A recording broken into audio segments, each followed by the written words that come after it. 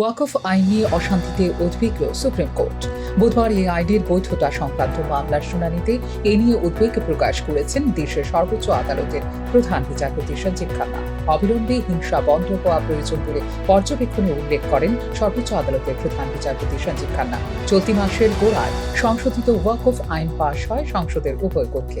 সেই আইন পাশ হওয়ার পরেই দেশের একাধিক রাজ্যে ওই আইনের প্রতিবাদে উঠছে অশান্তির অভিযোগ। পশ্চিমবঙ্গ, আসাম, ত্রিপুরা একটা অংশে উঠে চরম অশান্তির অভিযোগ। অগ্নিসংযোগ, ভাঙচুর, এমনকি ঘটে প্রাণহানিও। সবথেকে বেশি অশান্তির অভিযোগ পশ্চিমবঙ্গের মুর্শিদাবাদে। উত্তরটা হয় দক্ষিণ 24 পরগনা জেলার ভাঙড়। কলকাতা হাইকোর্টের নির্দেশে মুর্শিদাবাদের অশান্ত এলাকায় নামানো হয় কেন্দ্রীয় বাহিনী।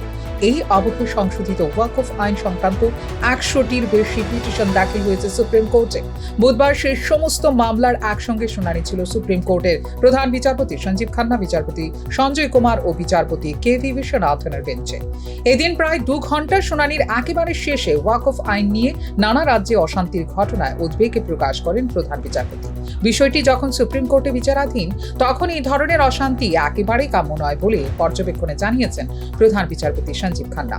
একটা বিষয় খুবই উদ্বেগের, তা হলো হিংসা। বিষয়টি বিচারাধীন, আমরা সিদ্ধান্ত নেব অবিলম্বে হিংসা বন্ধ হওয়া প্রয়োজন, জানিয়েছে সুপ্রিম কোর্ট। এদিন ওয়াকফ আইন নিয়ে অন্তর্বর্তী আদেশ দেয়নি সুপ্রিম কোর্ট, তবে বিভিন্ন পিটিশনের বিষয় নিয়ে কেন্দ্রের কাছ থেকে জবাব চেয়েছে সর্বোচ্চ আদালত। বৃহস্পতিবার দুপুর 2টোয় এই মামলার শুনানি হবে সর্বোচ্চ আদালতে। ফিউরো রিপোর্ট, নিউজ নাও।